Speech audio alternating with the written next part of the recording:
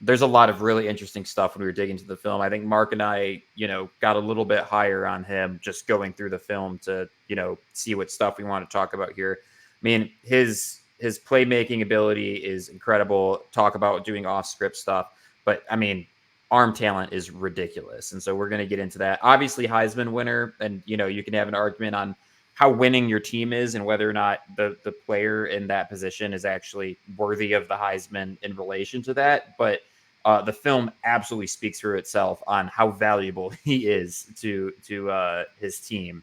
Oh, that is not the layout that I was going for. There we go. So yeah, we'll start with this play here. Just being mobile, making something out of nothing. John, you hit it on the you hit the nail right on the head. It's Jayden Daniels. You can break down his game. You can say, well, LSU didn't win, and all these other quarterbacks had maybe more successful seasons. What are we talking about here? He won the Heisman. Statistically, he had one of the best years you're ever going to see, up there with Cam Newton, Joe Burrow, like stats. Was LSU padding those stats? Maybe a little bit, but his defense was atrocious. And so, yeah, they did only win 8 games, but that's 8 games with an SEC schedule. That's 8 games. He shined even against the best teams he played. He might not have won all those games, but he absolutely is a special playmaker. The biggest word John and I use to describe him is twitchy. When you watch him run, when you watch him scramble, Alabama play will show you in a bit. He's very twitchy. Yeah. This clip here is going to show the big arm ability that John talked about. He was, like I said, the best down the field. Had that best completion percentage of deep balls on go balls on posts, and it wasn't really close in college football last year. This is up the numbers, and he puts it exactly where it needs to be against Florida. Just an on-time, regular throw, an inside fade. And again, he had some gifted receivers as well, but what this guy did vertically to attack defenses, and then also what he's able to do with his legs, and you combine that, that's what NFL guys are looking for. Right. This is an impressive play. Talk about that twitchiness. It's like he's so decisive, right? Like he's scanning down the field. The second he decides to go, it's go time.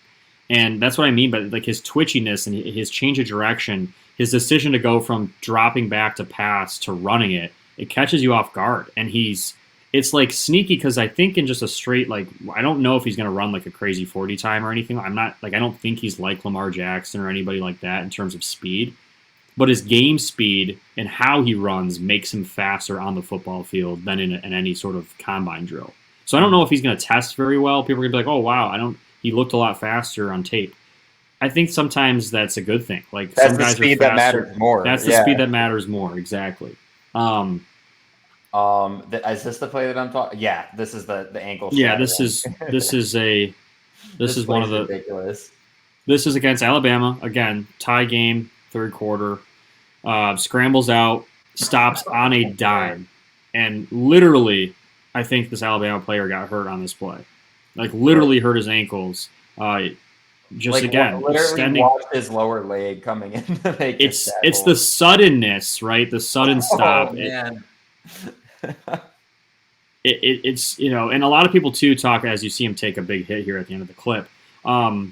He's not that's the one knock you can have on him. He is not a crazy big guy. He's thin, right? He's thin. And, there's talks about him putting on weight, but there is a lot of comparisons in terms of the size problem to like Bryce Young. He's taller than Bryce Young for sure, but he has that skinny frame. And if he's going to be a runner with that frame, we've seen it happen where quarterbacks struggle to stay healthy. He's going to have to be very smart on how how they use him. Whatever team gets him, you're going to have to be very smart. Now, I don't know. Again, the every down and distance stuff, I'm not so sure is really his best part of his game, and which is why I have him kind of dropping in the draft a little bit, and why I have him behind some of the guys that we've already talked about. But there's no doubt that in a different draft year, this could be QB1. And a lot of people are, his stock's rising for. For me, his stock's decreasing a little bit. A lot of people had him as like QB3 or 4. He slipped a little bit on mine, but he's without a doubt a first-round talent. This is him going through his progression. It's not there. Extend the play, and then keep your eyes downfield and come and find the guy who's working back into the picture.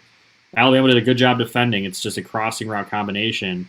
They did a good job defending it because they drop a bunch of guys back and only bring three guys. He sits in the pocket until he can't, and then once he has to leave the pocket, he makes something happen down the field. I think the biggest thing to know here, John, is he doesn't leave the pocket until he has to. So many quarterbacks, especially in today's game in college football, and this is a fault to really all of the ones we've already talked about. Every one of them does it. They leave the pocket at times when they don't need to.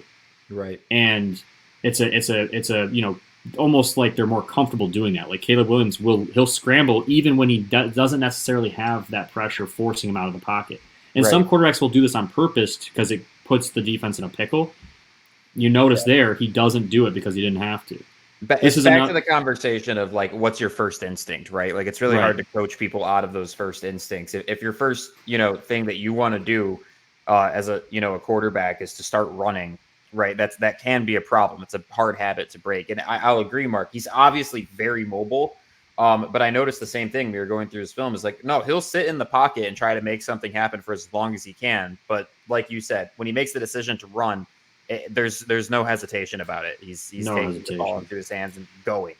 He's got, like, again, we talk about this twitchiness, the stopping on a dime ability. Like you compare it to Lamar Jackson. Like Lamar Jackson's ability to change direction and go from full speed to stop to back to full speed. Like there's nobody like that in the world. Jayden Daniels is. I'm not saying he's anywhere near Lamar Jackson, but some of the stuff he does, like this play, is reminiscent of stuff Lamar does.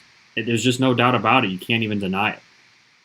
Yeah, it's incredibly impressive.